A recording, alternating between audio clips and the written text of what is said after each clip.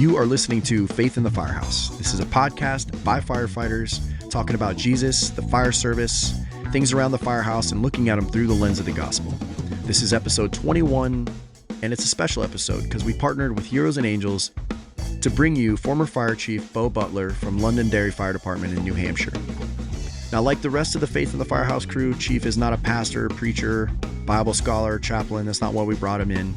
In fact, he doesn't even consider himself to be religious and doesn't attend church, which we talk about. But he is a man of faith nonetheless. He has a personal relationship with God, and in his own words, is a warrior for Christ.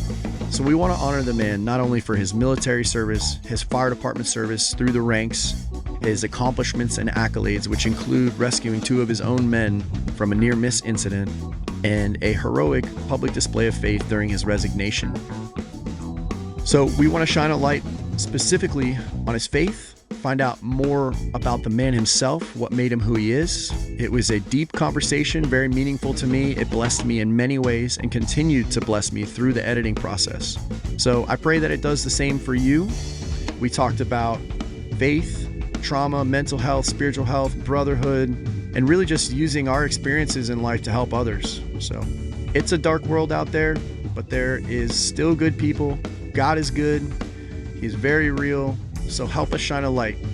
If this episode spoke to you, something resonated with you, share it, hit the comment section, hit us in the DMs if it's something more personal. That's Instagram's probably the best place to reach us, and those links will be in the show notes. But you know the drill, like, subscribe, all that. So I pray again that this episode is edifying to you and shines a light on things. Enjoy.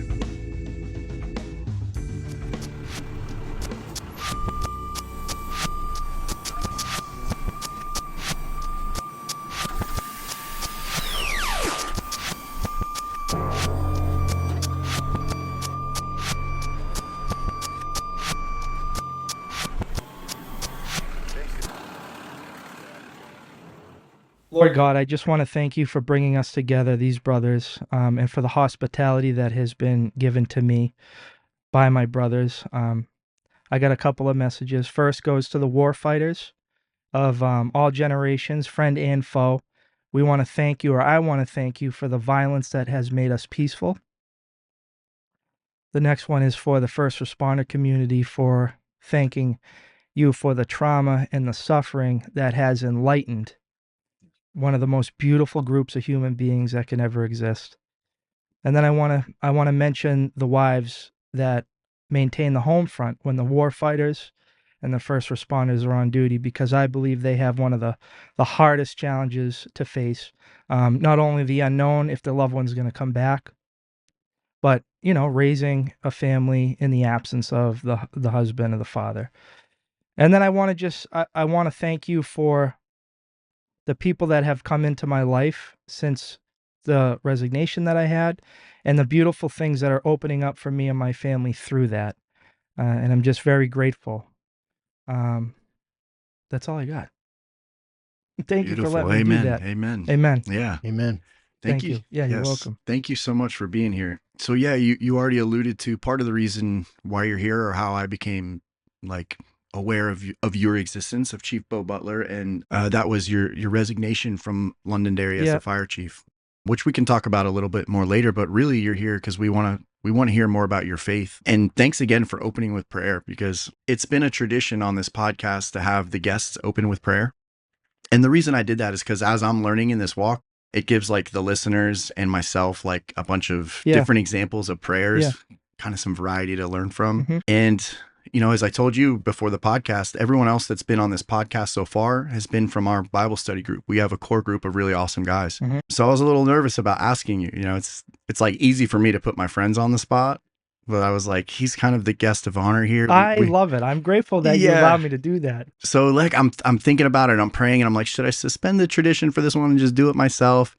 And I'm like, no, and I know this is the first time we've met in person yesterday, but I coming to know you, I'm like, I know he's going to be okay with it. And not only okay with it, when I asked you, you responded, honored. Honored. All caps. I'm totally honored for that. Yeah. So, and I knew him, if he's the guy I think he is, which, the man that stood before the membership of his fire department, your town council, it was broadcast, like a video. You stood on a platform and stated that the reason you were making the decision that you were making is because one day you were going to have to stand before God.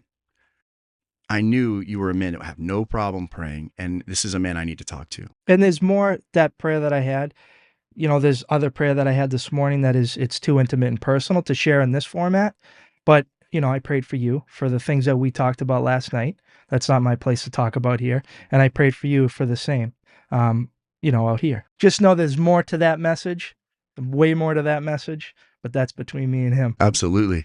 And that's also another big reason why, we do Faith in the Firehouse. It's the mission behind it is to connect people, because I believe in the power of prayer. Like, I've come to experience the power of prayer. And I also believe it's more powerful when we're all praying for each other. So, just having these conversations with guys, and I'm like, oh man, you're praying for me. And then, it's kind of eye-opening. Yeah. It's funny. It's like you hear someone, like, you might have an interaction with someone and you hear, and they'll be like, oh, I'll pray for you. You always wonder, do they really? Yeah. Or is it just something you say to fill the gray space? I take it really seriously. Me too. And so it wasn't a last night prayer for you guys. It was this morning, because I mentioned it's weird to pray inside for me. I got to be out in nature where I feel closest. And so I did that this morning. But, it's when I say I'll pray for you, I mean it wholeheartedly. Yeah. Wholeheartedly. And I can tell.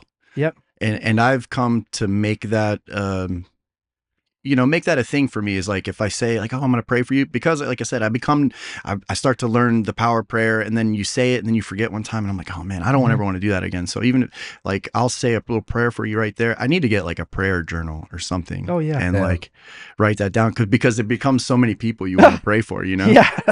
All day long, you could be taken, I got to pray for him. I got to pray for him. Yeah. It's special stuff. Yeah. So this is awesome. Yes, it is. I really appreciate you sharing that with us. So for the listeners, I was just going to get into that, why, so Brandon had reached out to me on the Instagram page, and he wanted to honor you, which I'll let him explain a little more, but just for my listeners on why I decided to bring you in. And it's not because you're a pastor or a preacher or some Bible scholar. It's like, you're a regular American firefighter, fire chief who believes in God, and you just emanate the fruits of the Spirit. Since I've come to know you in this short period, peace, love, joy, patience, kindness, gentleness, like, I can tell they just come out of you. So I know, like, this is a man of God. This is a man who knows Jesus. So I really want to hear more about your story, and how, I know you've talked about the resignation on some other podcasts, and I don't want to like beat a dead horse, but I would love to hear how like your faith played into that decision. See. Yeah, absolutely. Yeah. And we can start with like whatever you want to share as far as your testimony, how you got into the fire service. Okay. Your military career, all that stuff. Okay. But before we do that, let me let Brandon kind of explain how we met and his side of things. Yeah, man. As your listeners already know, I was on the last podcast. So Brandon Drake started Heroes and Angels. We try to honor all the heroes out there, whether they're in the fire service or whatever walk in life, just servants of God. And, me and Chief just happened to talk randomly through Instagram, the power of social media nowadays. You run into incredible people. And I saw a little clip from the Unbecoming podcast and shot a message, and just wanted to let him know that what he said was profound and it touched me. And I had already seen his resignation like a few weeks earlier, and I was moved by it, but I had no idea it was the same person I was talking to. Oh, no kidding. Yeah, had no idea. So whenever, I sent you that message, you're like, hey, I'm Bo. And I was like, oh, man, okay. Oh, wait, this is the guy from that resigned, in his hometown. And so I felt really moved by it. And I had started Heroes and Angels to honor heroes. And I hadn't had like a big name yet. We raised some money for a guy in our department whose wife had cancer. And I knew I wanted to make more of an impact and grow and honor people, because there's so many out there that need to be honored. And after a quick message with Chief, I was like, this is the guy. This is what I'm looking for. This, God moves in ways you don't expect. And like, I felt led, like he put Chief right in front of me, and I was like, I've got to I've got to meet this man. I've got to know more about him. So we just struck it out. We did a hat. It's not out yet technically, but the pre-orders are in. I've got the uniforms. Yeah. We're ready. They're going to be coming out soon, and we're going to try to raise money for our mission. We're going to donate to the Massachusetts Fallen Heroes organization continually until, the hat orders stop coming in. As long as they're coming in, we're going to keep on the mission. And I was praying about it, and I wrote a blog post about it, and I was looking at, like, now today, and in today's age, my following's not huge, but I was worried that this trying to capture his story through the blog wasn't enough, and I needed, nowadays the audio content is king, and people are out there on their commutes and they want to listen to things, they want to watch things, and they want that way to get that story. And so I'm always on Instagram. I'm part of a great group of guys that, like, keeps sharing things, and I felt like it was God one day. Just you came up randomly, and I was like, man, what is Faith in the Fire Service? This is beautiful. Like, what he's doing is incredible. So yeah, man, I shot you a message, and I was like, I'm looking for a platform. I need somebody to help host, because I don't have my own, and this is exactly the basis of what I want. We all heard the Unbecoming podcast and what you shared, and how beautiful that story was, and what they got from it. And I was like, well, there's more to this man. Like, there's more. I want to know what drives this man. What's behind, like, faith-wise, that gives him all these traits that just come out of him. Like, and so I reached out to you, and you vetted me, and then we struck up a conversation, and it was, You did a little recon. yeah. You got it. And here we are. So thank you for having us, and thank you for allowing me to be a part of this. And thank you for getting his story out there. For the Faith in the Firehouse guys, like, there's a whole group of guys that are involved in this. It kind of comes out of the Bible study. So we were all honored. Like I said, I shared, when he says I vetted, like, I do feel like a responsibility to kind of steward who's on here. And when I sent around the video and talked to other guys, like, if anyone knew you, and the response was immediately like, yes, get this guy on.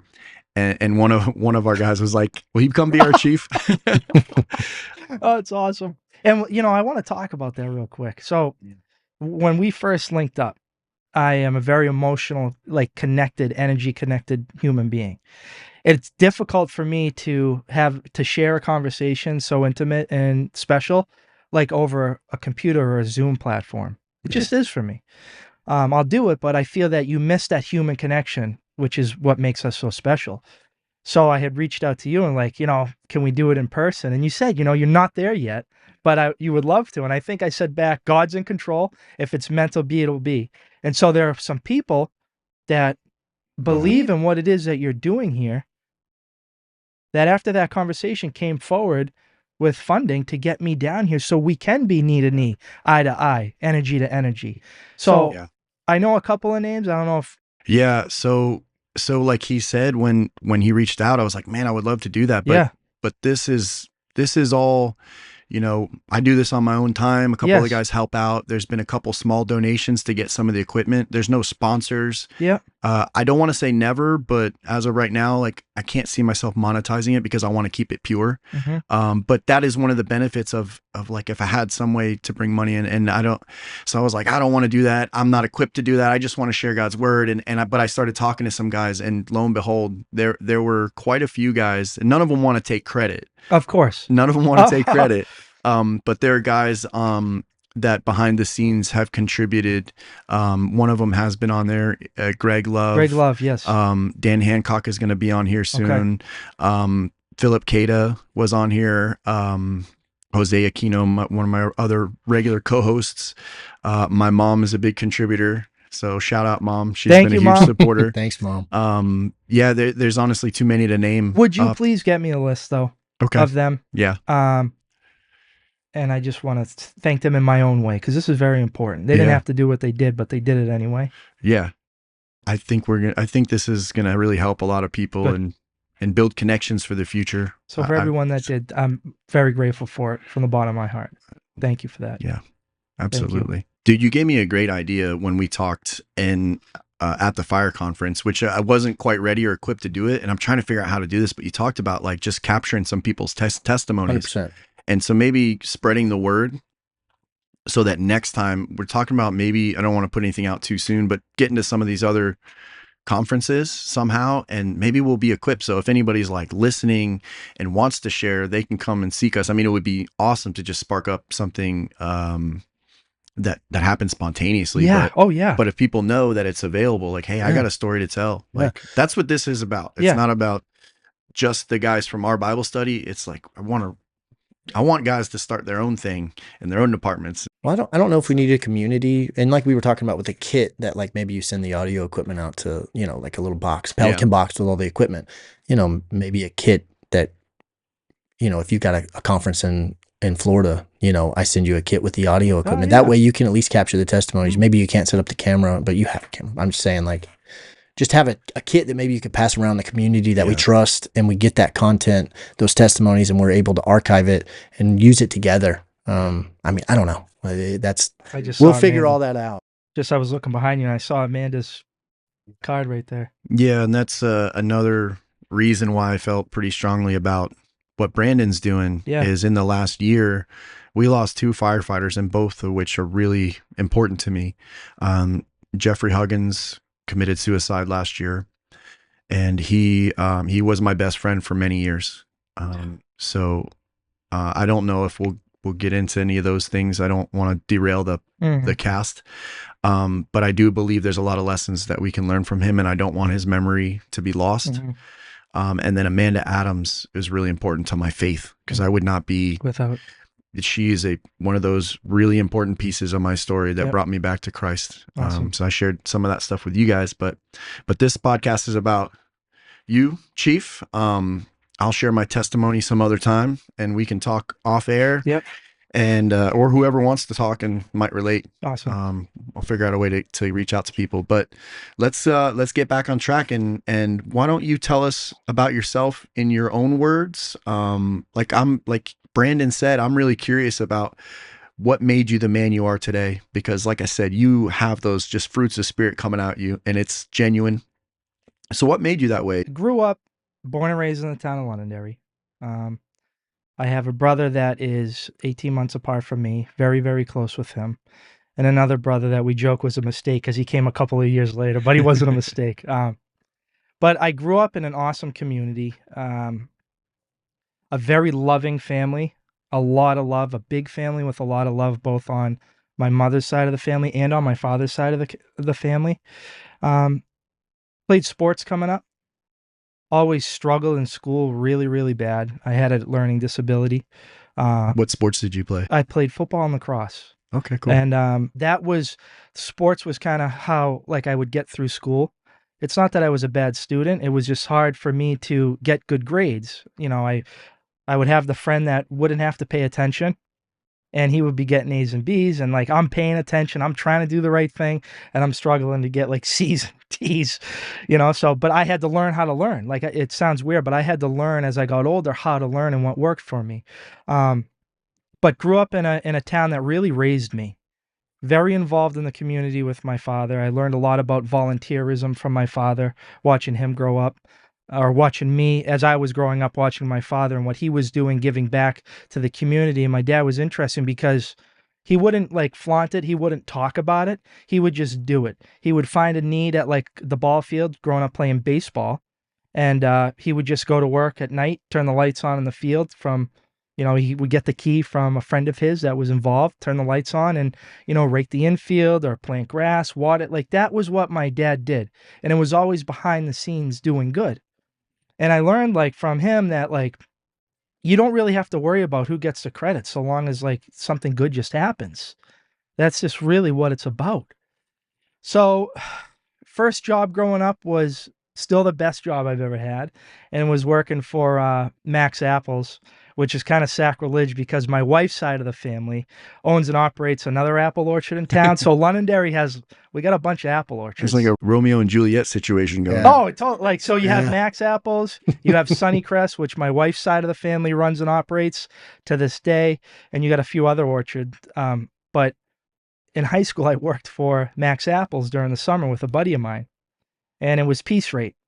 So you got paid by the amount that you did. If you were thinning an apple tree, you got paid for the work that you did. So I learned very early on to like hustle, to get after it. Because if I picked a lot of apples, I was going to make more money. You know, Yeah. and I kind of took that concept through life.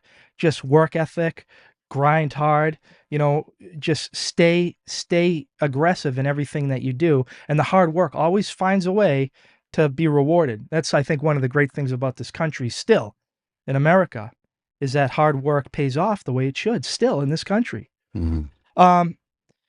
So did that for a couple of summers in between double sessions for football. And then, yeah, I mean, the school in the town of Londonderry, I always say, pretty much gave me everything I have to this day.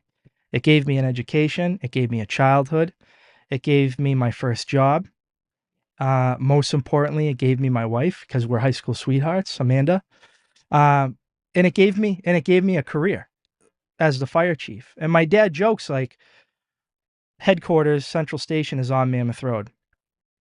The Londonderry Junior High School, where I went, it was a junior high school, and then they changed it to the middle school, is on Mammoth Road. Max Apples is on Mammoth Road. And the south end of town, I grew up on Mammoth Road. The funeral home for the town is on Mammoth Road. So my father will joke, and he's like, your life is on this road, from where you went to high school, where you went to work, where your first job was, where you're going to go when you die at the funeral home. So it's a very special community to me. It really is. And, you know, the first time I would ever leave that special community, and I've talked about this before, it wasn't to go to college. It wasn't to go try to find myself, you know, in an island, trying to figure out what I was going to do. It was to go to war. The first time I left the town of Londonderry, outside of like a lacrosse camp or a football camp or, you know, a vacation, obviously, it was to go to war. September 11th happened in my senior year of high school. And when that happened, growing up, I talked about having a very close family. My grandfather on my mother's side was always my idol. And when I share about him, you'll kind of understand why. World War II veteran. He was a CB of the construction battalion in the Navy. Shout out CBs. Yep. Shout out to all the CBs. Can do. And boy, did they. Can do and did. On Iwo Jima, saw the flag go up on Mount Suribachi with his own eyes. man. Right? Wow. He came home, like they all did back in those days, after saving the world from tyranny. They came home and rebuilt America. And part of the reason why he became a CB was because he was a plumber by trade. And he would tell the story of like forming the first CB battalion. You know, they were all lined up on a ship, and somebody, I'm not familiar with the Navy, but one of the bosses said, who has construction experience? And raises, because he was a plumber. Okay, you're now part of the CBs. Yep. You know, so now you're going to build runways. You're going to do, you know, firefighting on the ships. They can You're going to build it. Quonset huts. You're going to keep the logistical side running for the war in the Pacific. So he comes home. He gets onto the fire department in Somerville, Massachusetts. Does an entire career as a tiller. They called him Miller the Tiller. And That's awesome. He did so well in life. Like, got a pension from the fire department. Got a pension from the plumbers union in the city of Boston. And then he lived a long time. So it's always good when a fireman beats the system. They don't want us to live long after Right. retirement. He did, and he was very proud of that fact. You know, but growing up and listening to his stories and his love for his country, and his love for the fire service, really got me in the direction that I knew I wanted to do one thing when September 11th happened, and that was to join the Army. My country was attacked, very similar to December 7th, 1941, when Japan attacked Pearl Harbor. My grandfather's generation on both sides, they all went to the recruiting station, and everybody wanted to sign up because their country was attacked. They answered the call. So that happened with me, and it was like, oh my God, this is my December 7th, 1941, September 11th, 2001. And so I had opportunities through my abilities as an athlete, which was always my strong suit. Like I had mentioned, it wasn't school, it was sports. It was a structure. It was being part of something bigger and greater than myself. And I was blessed with an athletic ability that got me recognized with a lot of colleges to play lacrosse, was like my ticket out of Londonderry to continue to play that sport that I absolutely loved and cherished. It was all about finesse. Lacrosse is a game of finesse. Football is all work. It's not really fun because it's a lot of work. Where lacrosse on the other side is practice is fun and games are fun. So they're two different dichotomies, But then when September 11th happened, I put that opportunity to play lacrosse in the back burner, really for that reason, and because I fell in love with Amanda. And in my young and immature mind, if I wasn't going to college, but I was in the military, I'd be going to war, but I wouldn't be going to college, and I dreaded school. So it was like a good excuse, but something I also wanted to do. Fell in love with Amanda Lynn and September 11th. So joined the Army in the National Guard in New Hampshire. And shortly after that, shortly after basic training, came home and they shipped us off to Iraq in 2003 or 4. The dates are a little, I think 2004 at this point it was. And we spent 13 months in country. And our role in the National Guard, or for me in the Army, was a 13 Bravo. So 13 Bravo is an MOS, your job in the military, and 13 Bravo is artillery, heavy artillery, or the King of Battle. So you get the King of Battle, artillery, and you got the Queen of Battle, the infantry. At the time in the war in Iraq, there really wasn't the need for heavy artillery at that time. So the Army does what the Army does best and changed us, You are now going to be military police. And so we were all in a combat arms. Back in those days, combat arms were, it was only for males. And so when we deployed, we weren't around any females ever. It was just men. It was men, like my heroes, hard men that, I was able to very young look up to and learn about leadership skills that worked and skills that didn't work, and understood that, where does good judgment come from many times is through bad judgment. And I got to see that all in lifetime with these guys. And so our role in Iraq at the time was convoy security, QRF, or what's called Quick Reaction Force. So very similar almost to being a firefighter. You're kind of on call, all your gear, all your, you've done your pre-combat checks, you've done your pre-combat inspections, your Humvee is ready to go with its battle rattle, and if another unit needs help, they call and you deploy to wherever they are, Quick Reaction Force. So we would do convoy securities from southern Iraq all the way, up to Baghdad. I think we went up to Fallujah a couple of times, just all throughout the country, escorting, dignitaries, HVTs, or high-value targets from one prison to another prison, like Abu Ghraib, and then grabbing prisoners from Abu Ghraib and escorting them back down to southern Iraq to Camp Bucca, which Camp Bucca, oddly enough, was named after Ronald Bucca, who was killed during September 11th. So all those little tie-ins and God winks, right? Yeah. So we were over there for 13 months. I grew up really quick. Got to see some things that resonated with me. Got to see the worst that mankind is capable of. Got to see the best that mankind is capable of. And it was really impactful for me in a lot of ways. Grew up quick. Yes. So before you move on, you mentioned that you grew up going to the Catholic Church. Yes. And so where were you at when you went to when you deployed at that point? Were you where were you at spiritually? Where did this spiritually line up in your timeline? Had kind of stopped going to church. And we talked about in the car, I grew up an Irish Catholic. Yeah.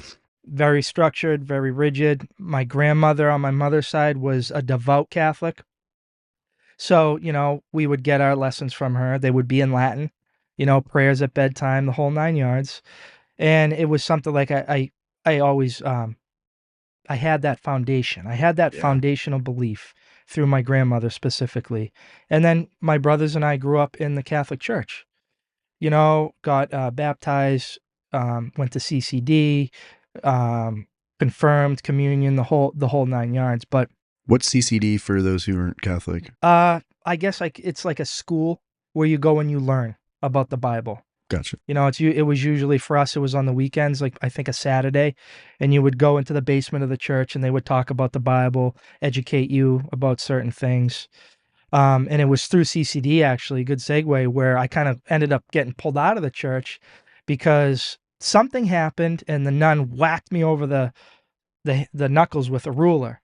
And I went home and told my father, and my father's like, if there's someone that's going to discipline his children, it's going to be him. Yeah. It's not going to be somebody else, you know? And so they had their disagreement. I was still very young, really not sure what it was all about, but we stopped going to church. Kind of, it was always there, but it wasn't a part of my everyday life. It wasn't no longer part of every Sunday, Mm-hmm. but he was always there for me, always. And so when I was over in Iraq, we talked about this earlier. It's like you're in ancient Babylon where a lot of the Bible had taken place, you know, so there's that spirit I feel in that land, right? I bet. You know, during the early mornings when we're getting ready to go on mission, or late at night, so the sun's coming up or the sun's going down, and just seeing a sunrise in that ancient land, in that very ancient land, Babylon, it was beautiful. It was like, how in the world can this country where we were, just like desert and sand and dilapidated buildings and, you know, death and trauma and the whole 9 yards, but then through nature, because I'm very connected to Mother Nature, but then to see the sun rising over the desert, over that sacred land. I still have not seen better sunrises, and I still have yet to see a better sunset than in war. And I think that, you know, you take those meanings from all your experiences, and there truly is meaning there. That in such a dark place, there is still light. Yeah. And it resonates, and that's true in everything. That's true in everything that you experience as a human. You know, if you lose a family member, as bad as that is, there's still something there that is a little bit good.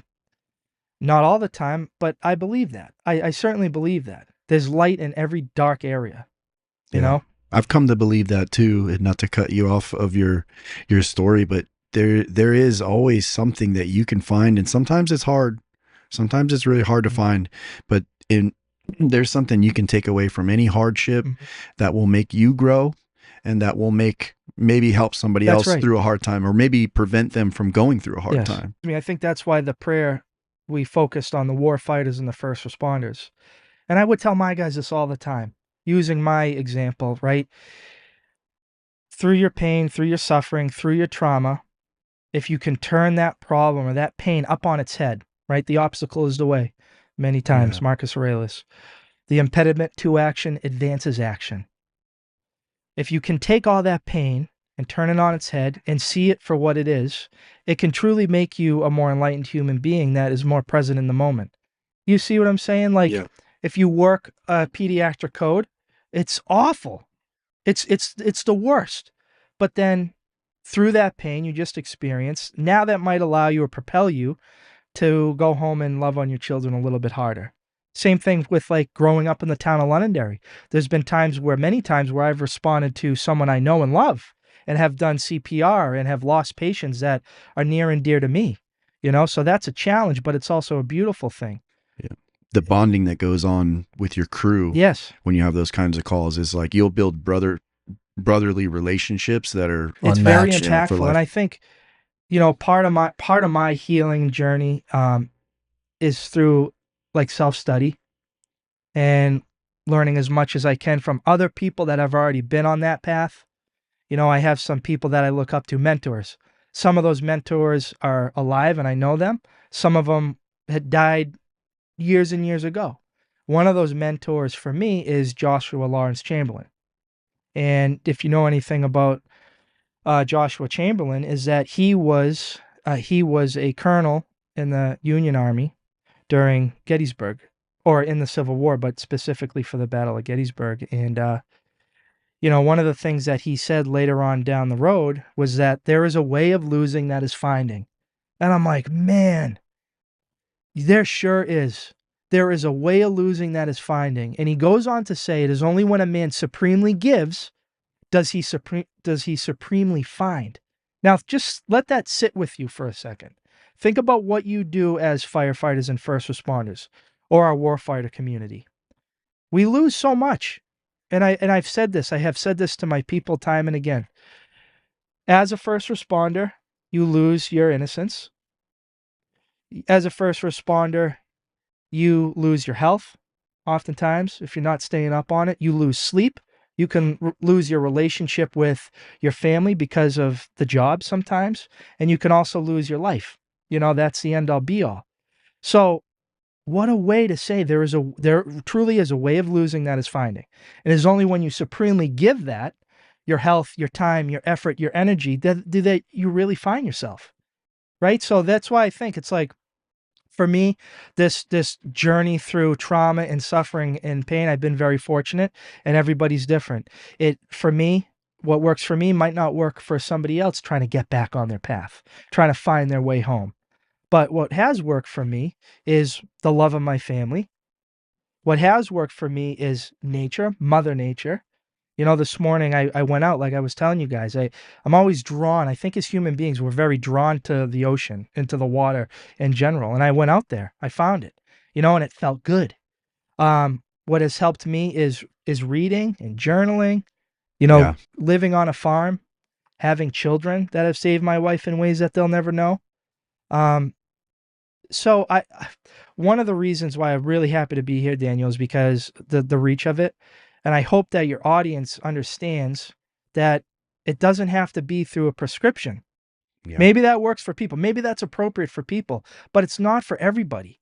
It really isn't. And there's alternative methods to healing. Yes. One of that is 100%. through faith. Yeah. One of that is through love.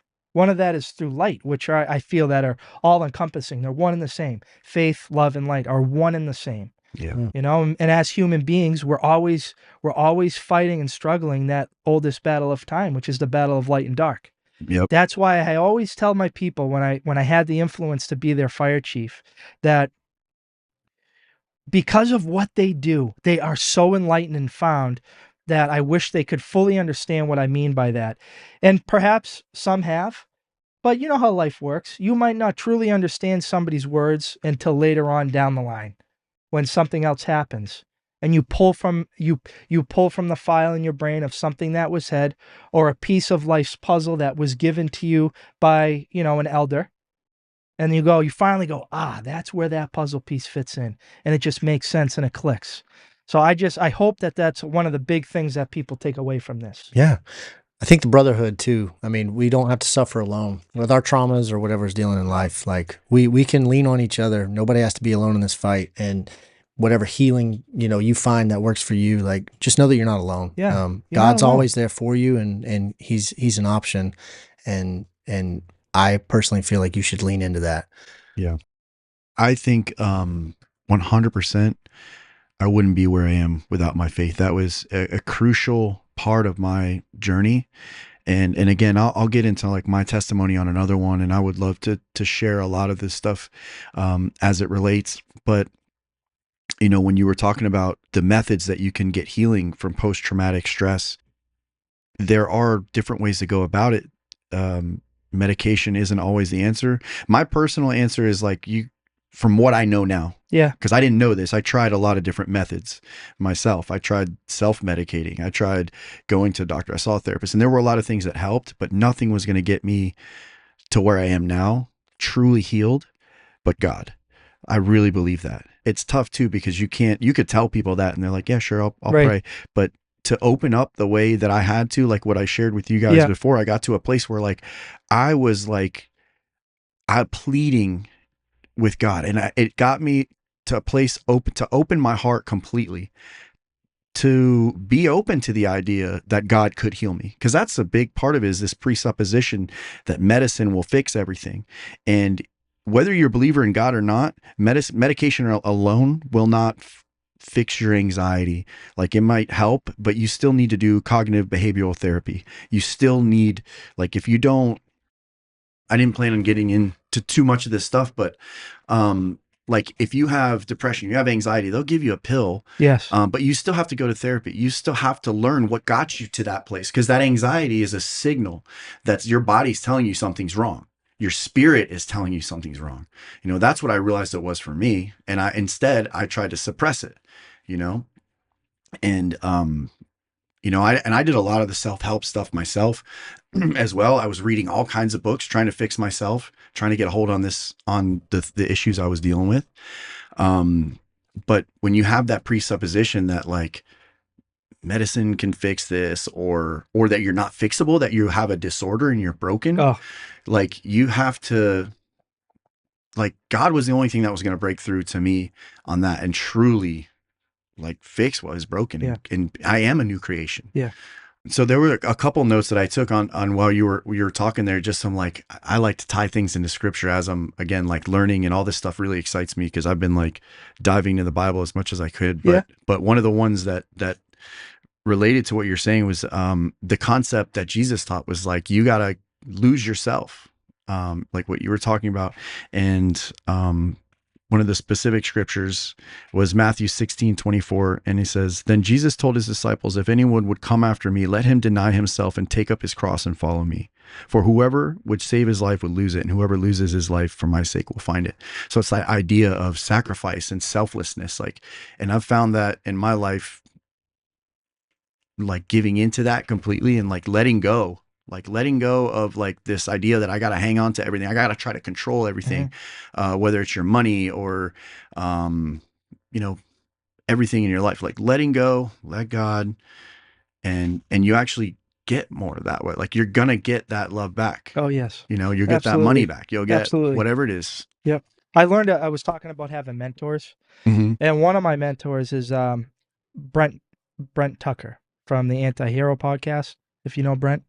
Seen him. I met him down in Philadelphia, and just super impressed with how he handles himself as he does his podcast, and the professionalism that him and his co-host Tyler have as they go about, sharing their message, because they always, at least I feel that they stay above board, very professional, very tactful.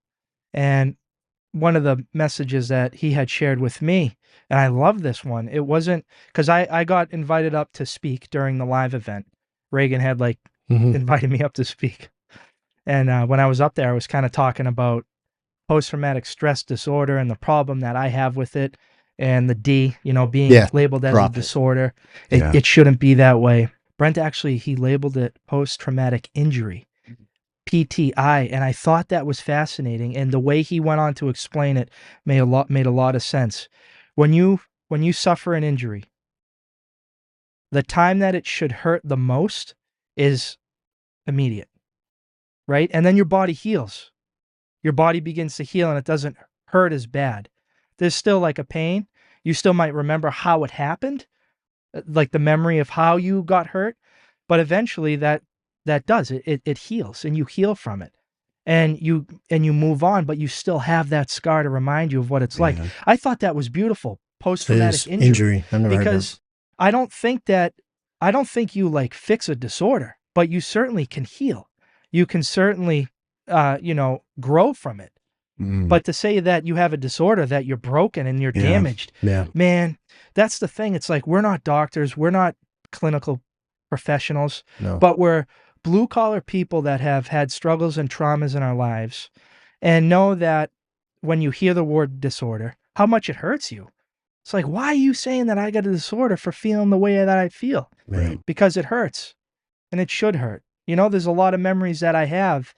When I think about them, and I get emotional and I weep. And I say to myself, oh my God, I hope I always continue to feel this way when I think about that, because that's my connection to being a human being. 100%. Filled with emotion and filled with the spirit, and not a robot walking around completely void of emotion. I want to hurt when I think about something that's painful, but I still want to be able to move on with my life, living a more enlightened and found life through that injury that Brent had talked about. And that was like a developmental moment for me when he had said that. It was just fascinating.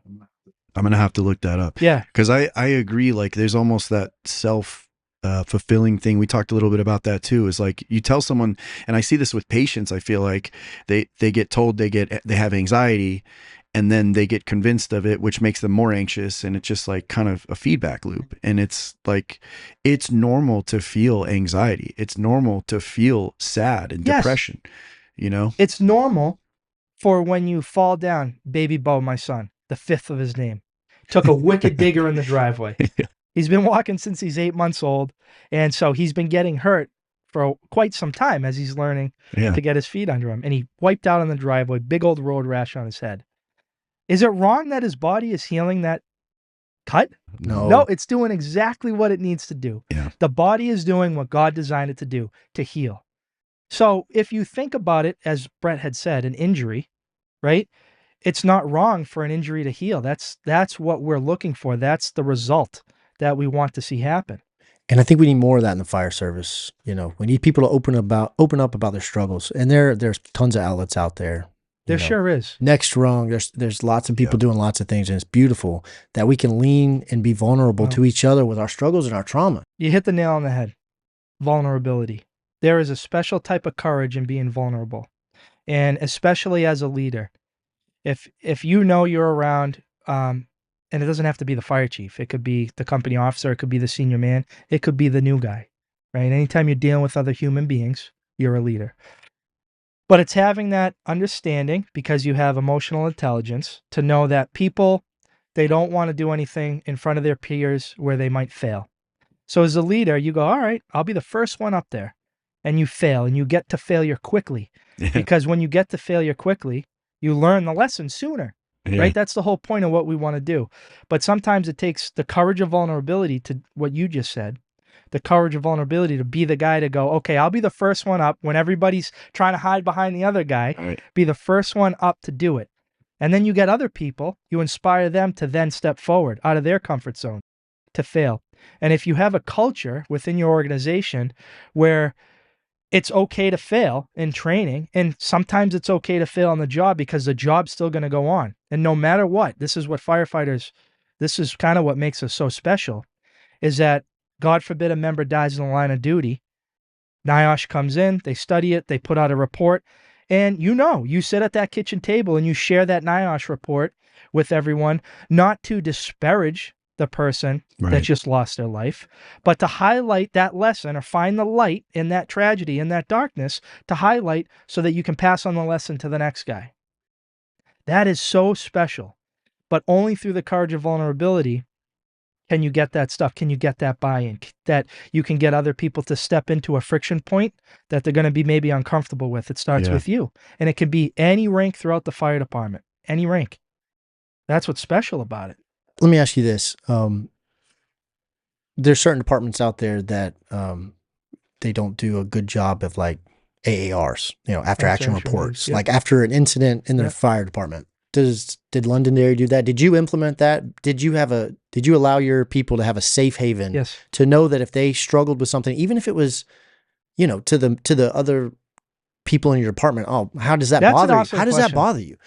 Because we lost a dear friend of mine, an incredible firefighter, but she just felt like she didn't have the resources for some of the calls that she was struggling with. She wanted the improvement, the healing, and we're working on that as a department. You have to remember, if you think of your department, it's been around a long time, the things that you may disagree with, or those friction points that are within the fire department, it didn't happen overnight. It took a long time to get to where it is. So conversely, it's going to take a long time to bring it back. And none of this stuff happens overnight.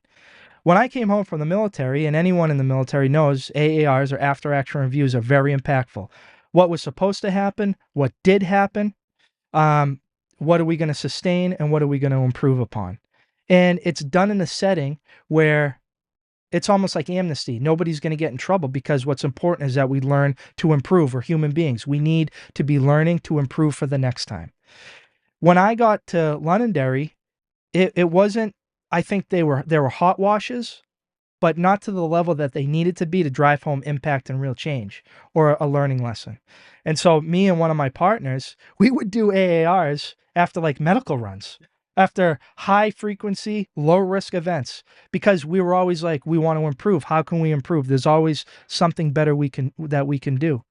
And then the after action reviews really started to gain ground as the new generation of leadership started moving up throughout the ranks. And we got this core group of people, many veterans, that still have that after action review mindset, that we're not doing this to point fault. We're doing this because we want to get better. We want to grow, and we want And to go ahead. No. You never know what'll touch somebody's life. It might not have impacted you. It might have been a simple call. Why did that impact you? But you never know. And you want to be in connection with your people. I feel like, that's important for people to open up about their feelings, and they need to talk it through I sometimes. worked with a crew, and it was the first kind of pushback I got from my leadership. I was a lieutenant at the time, and I worked with 2 paramedics. And we made a medication error. And the medics were the techs. So at the time, it was 3 people on an ambulance, and we would cross-staff an engine. So if it was an ambulance call, the 3-man crew would jump on the ambulance, which proved to be very effective because you had another medic in the back to bounce into soundboard on. Uh-huh. Human beings, you can never forget that, the human element always gets a vote. With 2 medics in the back of this ambulance, they were supposed to give Solu-Cortef. They gave Solu-Medrol, or vice versa. It wasn't a big thing when we got to the hospital, the culture that we had as a crew. Own your mistakes. Immediately, they came to me and told me what happened. Immediately, we went to the ER doc and told her what had happened. And for the ER side, for the hospital side, they were fine with it because it would have been a course of treatment that they would have done anyway. So it worked out in the patient's benefit. But protocol-wise, it was the wrong medication to give. And that was 2 firefighter paramedics that missed it. So we're crushed. We're like, we are professionals. We're going to put together an after-action review on this. And then we're going to take it a step further. We're going to share it with the department so that, 1, other people know that you're going to make mistakes. That's why it's called medical practice. Yeah. Share the mistake and get better for it. And we put together a whole report on our own accord. There was no directive from command. We self-reported it. And it was just kind of, all right, yeah, don't let it happen again. And we're like, oh no, that's not good enough. We're professionals. We need to do better than this. We can't just brush this off. There's a lesson here. There's light here to be shared through that darkness. And we put together a report, submitted it with a deadline that we had given ourselves to our command staff. And it was kind of brushed off, to be honest with you. I was looking for leadership, and it was kind of brushed off, and I was really hurt by that. And I said, never again. If I'm ever in a position where I can have more influence, and I have a group of human beings being vulnerable coming to me, the supervisor, to say we screwed up, then they're going to get support the whole way, and we're going to share it so everyone could learn from it.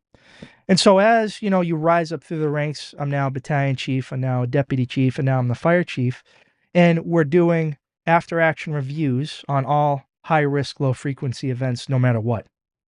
And then if the shift commander, because you have to give your people the autonomy as leaders to work between and the trust with them to say that if they feel as they're running a shift, the battalion chief, that a call happened and they didn't like it, no matter if it was a low risk, like high frequency, they can do the after action review. They get the support and it's going to be shared. And we have the culture in Londonderry is such that those happen regularly. At least when I was there, fortunately, I can't really speak to it now because I'm outside of that battle space, but it was always shared and then passed on. And, firemen are hard chargers. So sometimes they don't want to talk about the things that they did good on the call, which might just be like incredible things that they've pulled off. They want to focus on the bad. Now, when I step out and look at it, I'm so proud that that's the culture, that they want to know about the bad that they did more than the good because they're looking to improve, because the mission is so important that they're looking to know what they did wrong and figure out how to do it right the next time, and then take it a step further and share it. Yeah. That is beautiful. It is beautiful. And that also speaks to like trust on both ends. Yes. They trust that they're going to get a positive response from that. Yes. Like they're not going to come forward and be like, I messed up. Like, and you throw the book at them. Like that's huge on both sides of that. It is. And you got to trust your people. So even as the fire chief, when the battalion chief was doing like an after action review, you wouldn't find me in that room because I want the people, even though they're all my friends and they're all my brothers and sisters, when the chief steps into a room, people straighten up their body language and, they might not share what they would because they have that influence in the room. So you can't be part of that. That has to happen with the battalion chief and his people only. And that's the environment that kind of encourages the free thought and the vulnerability component that we talk to. Being vulnerable is become really important, because what I've learned through my journey is a lot of people have come to me seeing what I went through, some hard times, some struggles, some mess ups, like That's right. and they've come to me and shared with, hey man, I went through that too. I went through this too. And the amount of people like that shared things with me because they trust me. Yeah. It really is eye opening that like there are people all around you, man. And it's because they don't feel trustworthy to share that with everybody. And I think that's where, like you were talking about earlier with that culture of sharing those kinds of mess ups. And I think our department's done a really good job when it comes to training, like not hammering guys for messing up at training, like that culture, and that's probably just an old school thing in general. Like we go to training now and they've done a great job of that. Like everyone talking about what they did, what they learned. And it's not like a, like a beat down session, it truly is to learn. I think we're headed in the right direction too, with like PTI or PTS, PTSD, whatever people want to call it. We are. And it's been, I think maybe we've had to go through some of these, you could call it maybe growing pains, but we talked a little last night of like in our department, we have some guys who are really hard chargers for the peer support team and peer support. And, man, God bless these guys, because they have done so much for the peer support team, and not only our department, but I know they've had a bigger impact. They work with Second Alarm Project. But I say all that to say that they didn't receive open acceptance from the guys. No. A lot of people criticized them for what they were doing. They would call it the hug club, that kind of stuff, and that attitude will keep guys from being vulnerable. When the truth is, like, you could be sitting around 10 guys and like 8 of them have had struggles and the 2 others just haven't yet. I might be exaggerating, I'm making those numbers up, but at some point, I think Pulse changed a lot of things for our department, because a lot of guys, like, that was a big deal. And 49 people were killed. It was like, pretty, I was there at that scene later, and I saw the look on those guys' faces, and it was like 1,000-yard stares across the board. Those aren't the same. They're not going home the same guy that left their house that day. Yeah. They're just not. Pre-incident, post-incident. Yes. Yeah. So a lot of guys have, UCF Restores has an awesome program. So I personally have been through their program, and I know a lot of other guys who have. So people are becoming more vulnerable about this and being open about it. And the good thing about that is a lot of these guys are still on the job. They're still doing good work. It's not a death sentence. It's not a permanent disorder. Like you said, it's an injury we heal from. We do. But you got to know how to get help. It's crazy, because in that same live that I did, Tyler was telling how it's completely different for police officers. Like, if as a police officer, and I might have the message wrong, and if I do, I know Tyler and those guys will, or any LEO will correct me. But if you say like, hey, I'm having a hard time, it almost sounds like the department's policy is, okay, you're going to take your gun, you're going to take your badge, and you're going to go get help.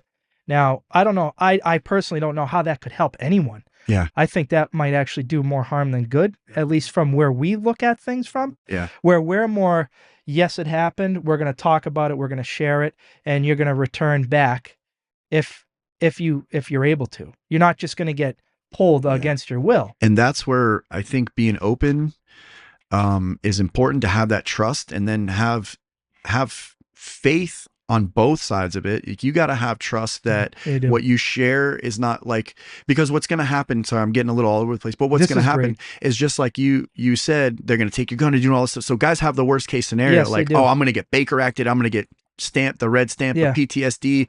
Guys aren't going to want me around them. They're not going to trust. Like, that's not true at all. A lot of guys have had issues. And sometimes you don't know until it's like, it kind of all hits you at once. That was kind of my experience. It was like, I didn't think any of these things were bothering me. But if you make a culture where it's okay, and I'm not saying you got to go to every single person and like share every little bit of things. But if you have this brotherhood that, like, for us, we've been pushing on the podcast, like brotherhood, discipleship, fellowship, community, people you trust that you can come to and, hey, let's pray about this. Let's get this off your chest. Even if it's a small thing, like continuing to get it off your chest. So now, instead of worrying about, like, if I say something, somebody's going to, like, they're going to pull the cord and it's going to set all these things in motion. Like, it's no big deal. Yes. We got to get it out before it becomes a big deal. Absolutely. I don't want to interrupt, but No, go ahead. Like, I got two things. Yeah. I think what we're doing is important, having these conversations and having giants in the fire service like you, Chief. I mean, you cannot tell me that if you see a bear of a man like Tom Hollick come and be vulnerable and share his testimony and his struggles with how he handles, you know, he speaks on one of the things that we captured at Bears of the Oath of a line of duty death and a suicide in his department. Go tell Tom Hollick that, you know, he's got a disorder or something wrong, or that he can't be emotional. Nate Stern, there's countless people out there, these giants in the fire service who are starting to open up and give people comfort in knowing that they can come forward with their problems. They don't have to hide it, because in our, you know, the fire service has a culture of, like, belittling those people who are, oh, you know, you're not fit for the job. Tell Tom Hollick he's not built for the job. I mean, you can't. That man, he's an incredible human being and an asset in any fire department. Yeah. And same, like what we're doing here is trying to give people the confidence through their faith to share their faith. What we're doing is trying to give people confidence that average people, legends, chiefs, throughout the entire staff, from command staff to your chiefs to your firefighters, you can open up about your struggles and you can come forward if you need help. And I think it's beautiful that we are able to share this. You hit the nail on the head. When we don't talk about it, it builds in the corner. It builds in the corner, and it always comes out at the worst time because it's gonna boil over and pop. And so I think to use the lessons, like for me in the military, like watching everybody come home and then trying to reacclimate to being a civilian again would turn out to be one of the hardest things some of these guys would ever do in their lives. And, you know, there's always a pre-incident indicator when we're talking about, like, too much for the human experience to bear. There are signs and there are whispers. And what I've learned now in my life is that you got to listen to those whispers from the people that you know, because there's always at least in my experience, there's always been a pre-incident indicator to somebody that's dealt with a lot of stuff. Yeah. And then unfortunately, we let those people get too far off the reservation, but they have whispered something to you. They've whispered something to you. You might have seen it in their behavior. And that's what's unique about living together with other men, other alpha males, is we learn everything about each other. So when you're off, because I know you intimately, there's something going on. Yeah. Talk to me, brother. Now it's, I know something's wrong with you. Are you good, brother? Sometimes that's all it takes.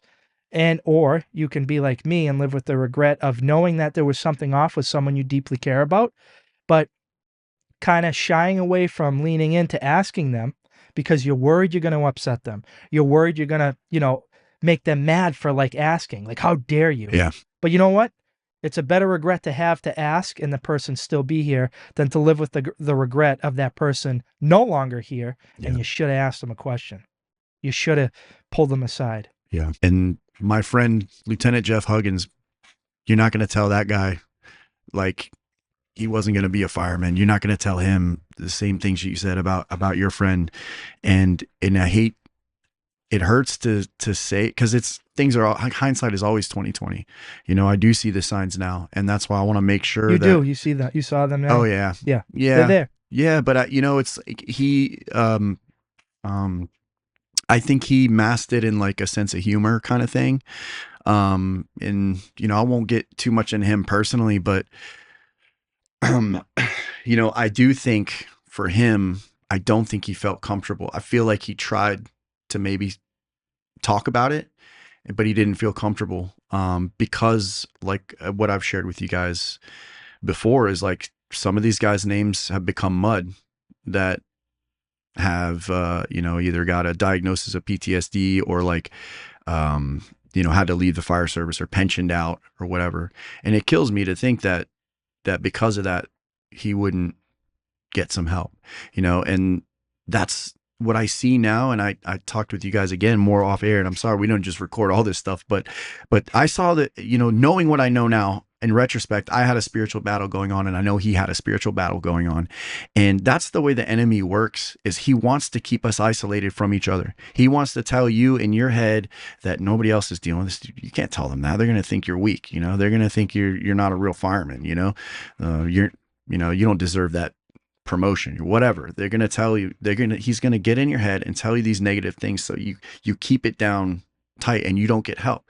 When the truth is, like you were saying on the Unbecoming podcast, is like when you get that feeling of like uncomfortableness and you lean into it. Yes, you got to lean into it. A lot of times it's not nearly as bad as you think it's going to be. Yep. All this stuff that I've dreaded dealing with, and I finally got it over with, and I got it off my chest, like this huge weight off my chest. And it's like, why did I wait so long to do that? The first time I ever talked with like a therapist, and I didn't want to be there. I didn't think I needed to be there.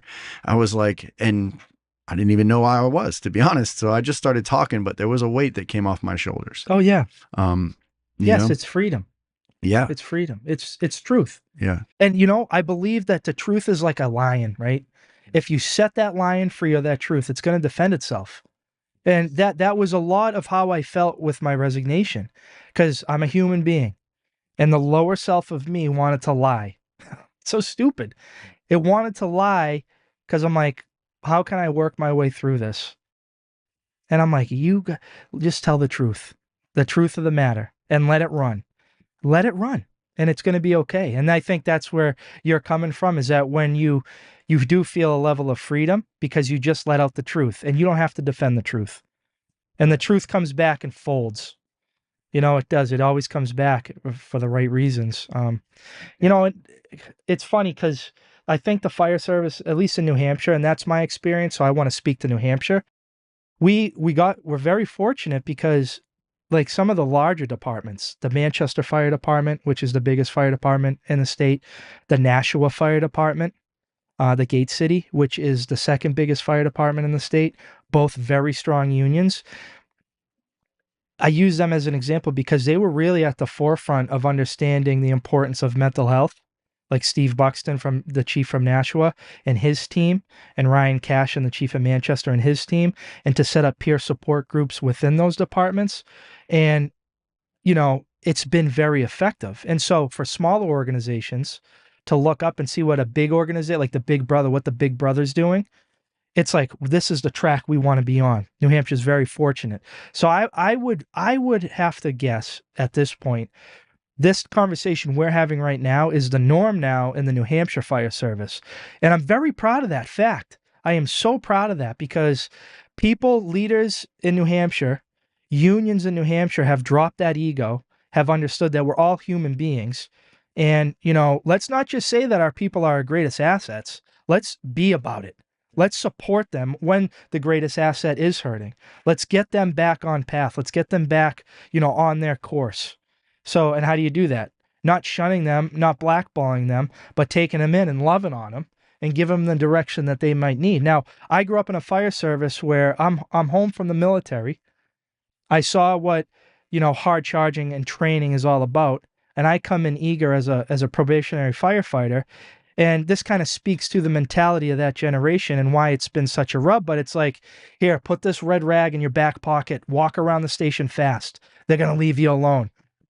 No. I want to train. I want to learn my craft. I want to become a subject matter expert in, the ergonomics and efficiencies of tagging a hydrant. That's what I want to do. Nope. Here's the rag. Just walk around like you have and people are going to leave you alone, or don't run on the fire ground. These are the conversations that were told to me as a young firefighter. I'm going, no. I want to train. I need to learn my craft. I'm being counted upon. I'm part of something greater than myself. I'm going to run on the fire ground because I'm physically fit stud coming home from war. And I know that, I might have an effect if I'm running. Don't run on the fire ground. Are you kidding me? So that's the same mindset that's pushing back against what we're trying to do here. And I'll tell you what, we're winning. We're gaining ground. Everyone I talk to, we are gaining ground. Even a tier 1 operator like Brent Tucker, gaining ground. He understands it. you know? So I'm very proud of the New Hampshire Fire Service and the leadership at the local level, or the unions and the command staff in these agencies, because I think we're saving lives. I know in Londonderry, we are saving lives. I know that I have had people in my office that I won't name come in and say, Bo, you saved my life because of what you said or how you handled something. And that's why I absolutely loved being a fire chief, for taking care of people on that side of the house, because I have so many instances, because people trusted me. There's influence there through that relationship. I have been to people's houses as they're working through stepping out on their wives and working them through that situation. I've been at houses where, men have financially destroyed their family savings and helped them get through those situations. So to have that impact, because people trust you to go and then try to help guide them through some very difficult periods, that, by the way, no other firefighter in the organization knows I even did, or even knows that that person's going through it. So for leadership, as we go to like blackballing people, when you have someone come to you as a leader, you have to be a vault many times. You can't repeat what is said, because it could harm them. And once you let it out that one time, hey, you've heard it before, hey, keep this between me and him. The minute I say it, the minute I take something that someone has gifted me, a challenge or something very intimate that someone has given me so I can help guide them, and I share it with you, I no longer control where that goes. I now put you, even though you might not have sinister intent with, hey, keep this between us, but this, X just told me why, I put you in a position where you might slip up and say something, and then it gets out and it damages that person and it hurts you. So you got to be a vault as a leader, and it takes a lot. It's heavy. It's heavy to hear what you have going on, and then to hear everybody else's struggles that they don't want known, and to take that on as a leader and just to keep it and help those people through it. I miss that part greatly. It's a lot of responsibility, though. Can you imagine someone to come, and I told you, I think in the beginning, like this conversation, because I've seen it, so this is experience talking, not just like my opinion. Through this conversation, somebody at some point is going to approach all of us at some point and say, that conversation you just had, it struck a chord, it resonated with me, and it saved my life in ways you might not even ever know. But I just want to thank you. It happens to me almost daily through Instagram. Now, I wasn't looking for any of that. Yeah. But the truth, setting the truth free like a lion, took care of that for me. I love that saying. And so now, Daniel, because of that, and because of people like Brendan and Reagan and the fire service people that have reached out to me, Mm-hmm. I have this like platform now where other people throughout the fire service reach out to me with their problems, and we work through it together. What a gift that is, that through what happened with me in Londonderry, I'm still impacting people in the most beautiful way, that they trust me enough to share with me the struggles that they got going on. And you won't believe some of these.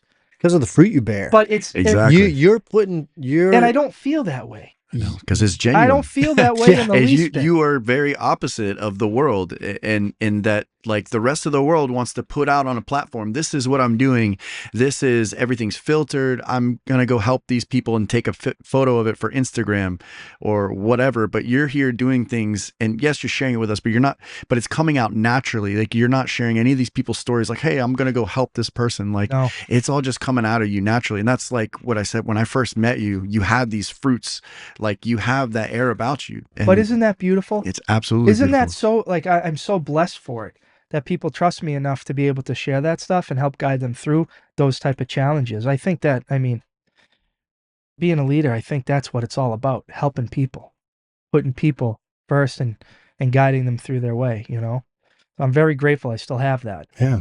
And you obviously did an incredible job with the city of Londonderry. And they had the right man. It's funny. It's like, I think about this all the time. And I would say, as an administrator, I failed. Think of this. As a fire chief, I believe I succeeded. As an administrator, I failed. Because here's the difference. I came up like the military, like the fire service. If it's done right, in the military, you've done the lowest job and you work your way up. You know all those struggles and all those sacrifices that the guys that you're leading are in currently. as in the fire service. It's very important that you come up as a private and you work your way through, and now you're the chief. Now you're the apex of our profession as the fire chief. And you've worked the long shifts, you've been around struggle, you've been around pain and suffering, you've lost friends along the way, you've seen just terrible, terrible things. So you still remember what those guys are like. At the end of the day, this is still a blue collar profession. It will and I feel like there's like this push to try to make it a white collar profession, and it's not, and it never will be. As a white collar administrator, I failed. I failed to balance a budget. As a blue collar firefighter first, then a lieutenant, then a battalion chief, then a deputy chief, and then a fire chief, I feel that I succeeded in so many ways because I impacted people's lives in the positive. I always put my people first in the way that I knew that they needed to. And as a result, I put the community first, you know? So perhaps if I had a college degree, and this isn't to disparage anybody, if I was that educated white collar fire chief, I wouldn't have done what I did. I've got this huge resume that I worked really hard to get the training and the certifications. I'm not going to push back against any of that, you know? So I'm glad that I am who I am and I was able to execute in that way. And it was very hard for me because I try to plan things out, very strategic, the long-term game, and then tactical or the short-term game. And so as I'm trying to come up with what I'm going to do, I'm playing out all the scenarios. You know, if I go this route, what's the unintended consequence here? If I go this route, what's the unintended consequence there? And how do we eventually get to where we're going to go? I'll link the speech to this video. And I know you've talked about that situation, but I do want to ask you a couple of things we talked about already, like more about this, how your faith played into this, and did you get any spiritual guidance on that? And one of the things that I thought again was like profound about like the days we live in, or maybe it's just people in general, but when and I don't get too much into politics, but you see people that are doing that stuff, like I said, virtue signaling, putting out this image that everything's perfect, or just doing what they're told because they have political agendas later on or whatever. I just found so much irony in your situation, and I would love for you to expand on that. What I'm talking about is like you laid down like your career for what you believed in, and the outcome of that was they asked you to come back. They did. And they actually asked you to run for town council, right? They did. Yeah. And so it was very, I told you I'm big with nature. Mother Nature is very important to me. And, so this wasn't a decision I just like woke up one day and like made. I'm like, this has been going on for quite some time. And I know now in this point in my life, if I make an emotional decision, it's always a disaster. So I don't want to make a decision based on emotion. I want to make a sound decision and respond to what I'm trying to get. I want to respond to it with a full heart and a full brain. Respond to it, be present in it. And so I took time to sit with what I wanted to do and plan things out one way or another way. But I would do that under the night sky with the stars out, with the full moon, out of my pasture at the farm, barefoot, without a shirt on. And people are going to make fun of me. I don't really care. I don't care. This is Bo Butler. I'm just going to tell you how it is and what I got through. My pasture is in the back part of the property. So we get the kids to bed, get Amanda, she's in bed. And then I would walk barefoot to connect to the earth and connect to nature and God, and go out there and just sit in my pasture, whether, sitting Indian style or on my knees, just looking for direction and guidance and just talking out loud, like having self-talk out loud. Like if somebody was in the woods, they would hear me talking. Mm-hmm. I'm trying to get guidance. I'm trying to find a sign that what it is that I'm trying to do needs to happen, for the town in the long run, but also for me in the short term, because I'm not going to be that chief that goes the way of every other chief that, comes before, and just put everything back on the firefighters by cutting positions to come in under budget. That's where the blue collar of me comes out. That's being for the firefighters. So I spent a lot of time outside in night under the stars, talking to God, waking up early, just being with the sunset, being with the sunrises. And then it wasn't until I went up to the Veterans Cemetery to talk to some friends that I have up there. And my grandfather's buried, the one that I shared with you, the World War II CB and Somerville firefighter. And he's up there with my grandmother. So I went around and I was speaking to some of the guys that I've lost along the way, just looking to be in that peace, to be in that place, where human beings have given their all. And I said hi to a couple of my friends, and I finished up with my grandfather. He was cremated, him and my grandmother, and they were put in like the vault above ground. Yeah. I forget the name of it, and I should know this because I'm the sexton for the town of Londonderry. We'll get into that here in a minute, but they're in a vault. And I sat down, and I'm just talking to my grandfather. I'm like, Papa, like, help me through this. This is what I want to do. And a dragonfly came and it landed right there. And I'm like, mother, this is Little wink from God. There's a little God wink. Yeah. And the dragonfly and Brendan was so good on the podcast I did with Conduct Unbecoming because I mentioned it. And in my mind, I know why that was important, but I didn't share why it was. Yeah. And B was the one to kind of pull me back in and go, there's more there. Why the dragonfly? And I'm grateful that he did. And so the dragonfly, when my grandfather died down here in Fort Myers Beach, we all came down as a family, and I was able to be with him in his final hours. I got to see his last breath, and it was very important to me to be with him.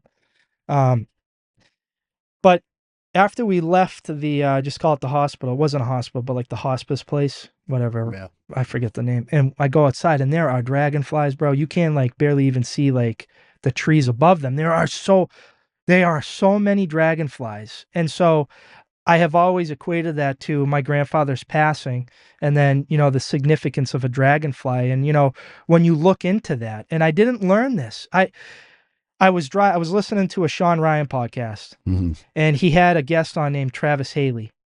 And Travis Haley started his business. He's a Marine Recondo. His business is like, he goes around, does public speaking, training, shooting, this type of thing. He's a very successful human being, but his business logo is a dragonfly. And Travis went into what the dragonfly means.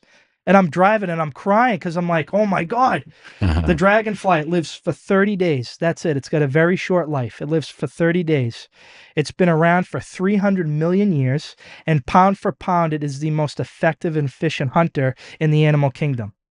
That's how impactful like this drag. But it hasn't been the strength. It hasn't been the willpower that has allowed the dragonfly to live for 300 million years. It is because it is the most adaptable to change in its environment. They adapt. And when I think of what Charles Darwin said years ago, it's not the strongest survive. It's not the strongest that survives. It's the ones most adaptable to change. When your environment changes, you have to change with it. So I was taking all those messages. You have to adapt to your environment. You guys familiar with Viktor Frankl? Sounds, yeah. He wrote a beautiful book, and I highly recommend it, called Man's Search for Meaning. It's 200 pages. It's a very quick read, and you'll read it in one setting. Dr. Viktor Frankl was a Jew during World War II. He was a psychologist. He had a wife, and he had children. And he was taken into the concentration camps. Talk about a man of faith.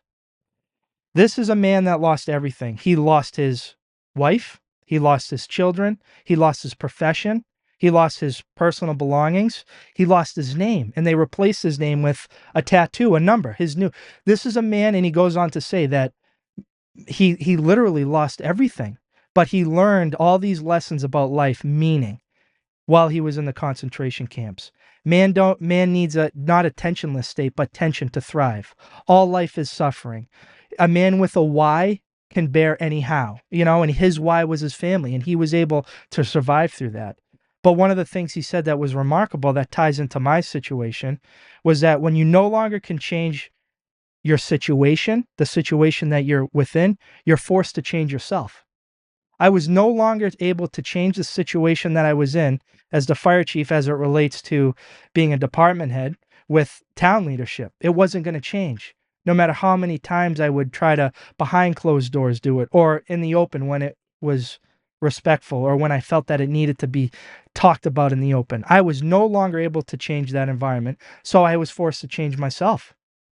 And in doing so, part of that was putting my ego down and using it as a reason to say the fire department needs this. This is why.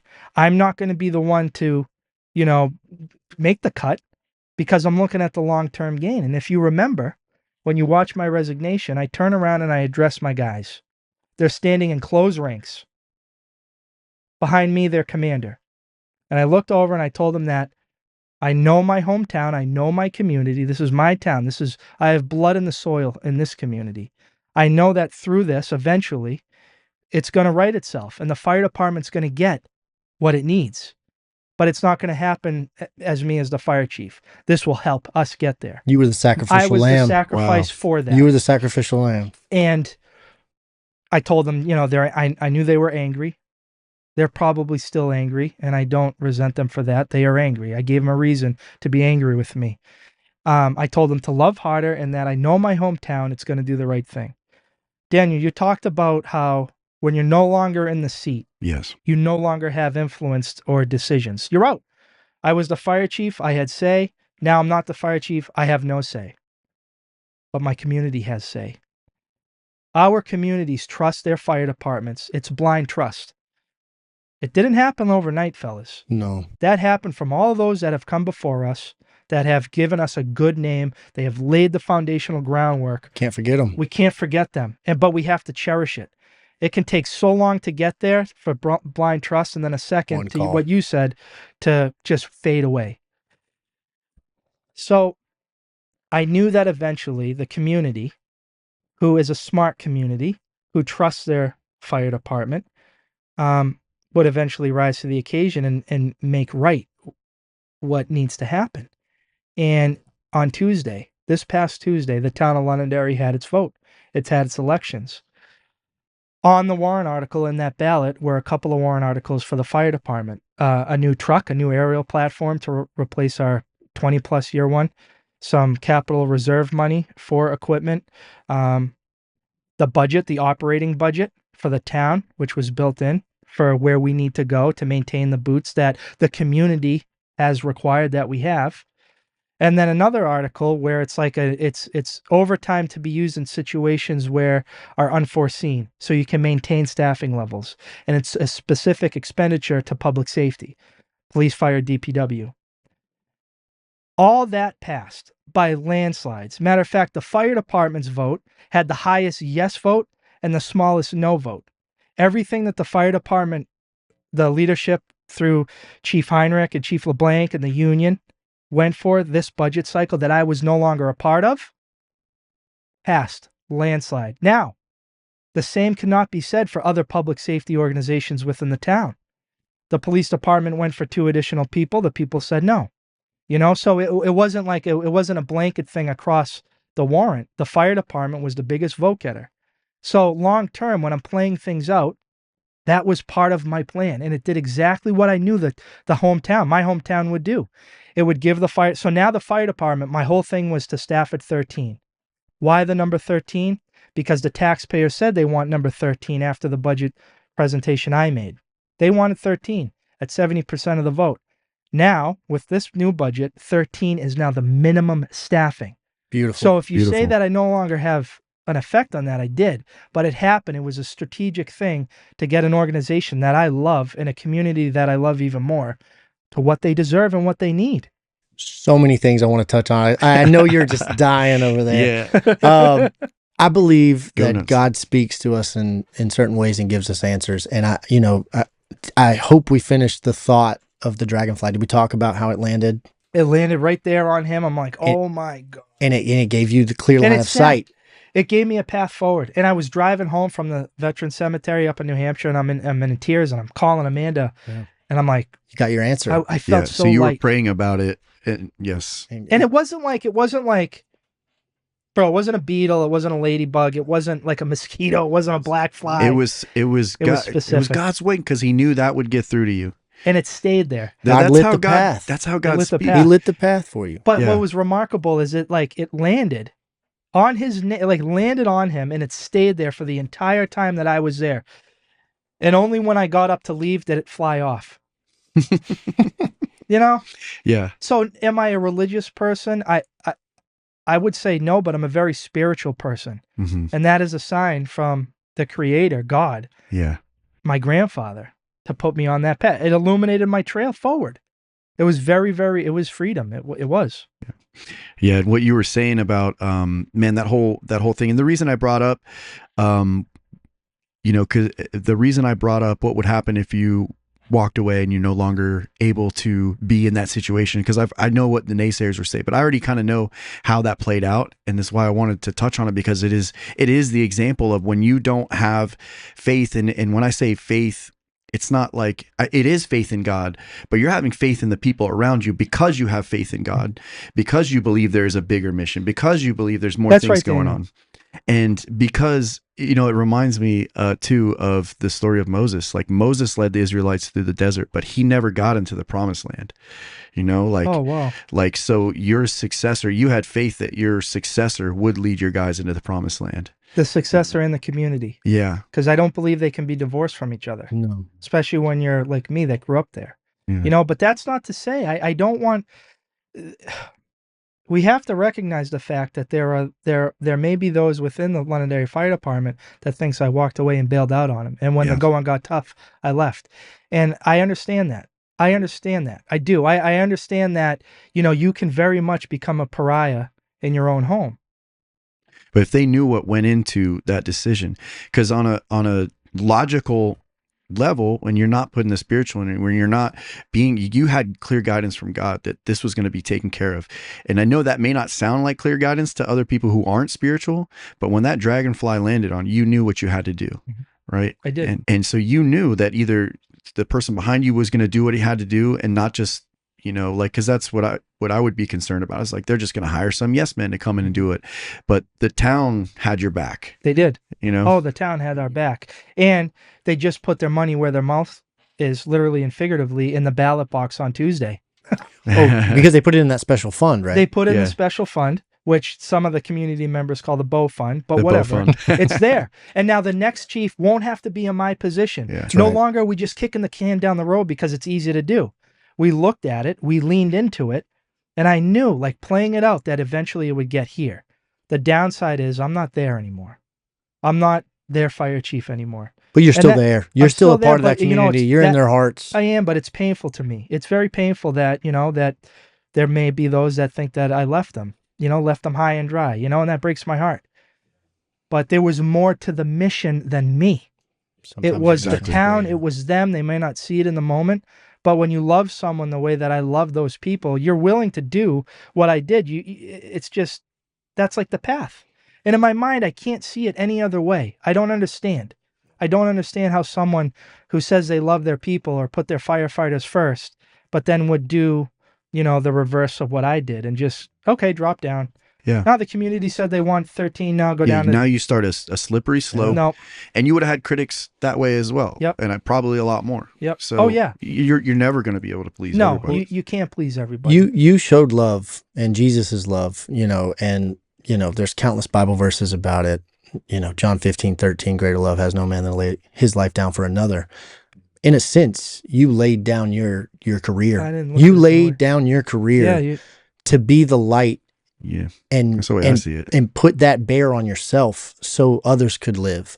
And, religiously, like I see the connection. Like I'm a big numbers guy and dates guy, and, all that is profound. And we all have experiences where numbers, dates, and experiences, they matter.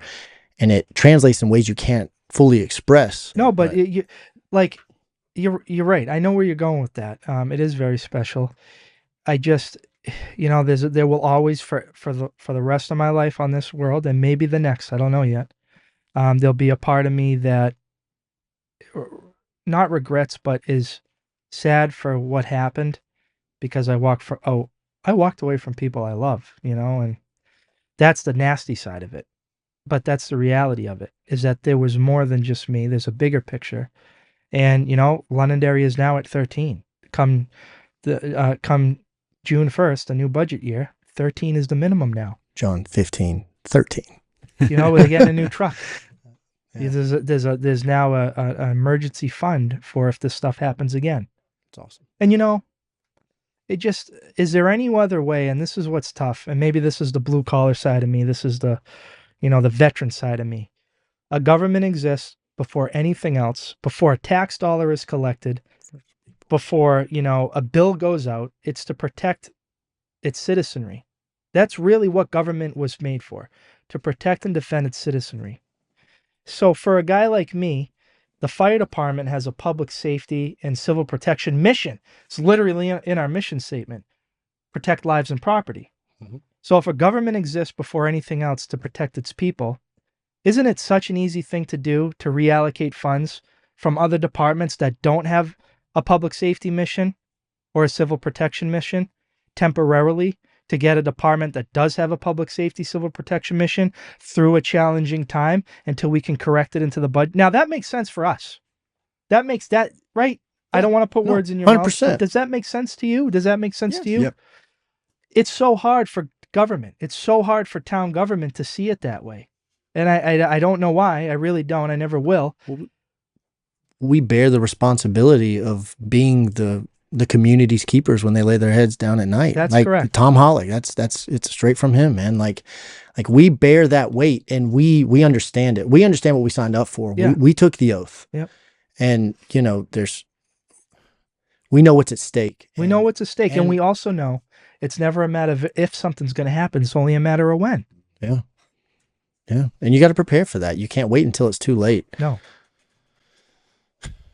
Man, so much. I feel like we missed so much. We gotta just. There's so much we still need to finish. There's not. Things. I mean, I feel like we covered everything that I wanted to talk about.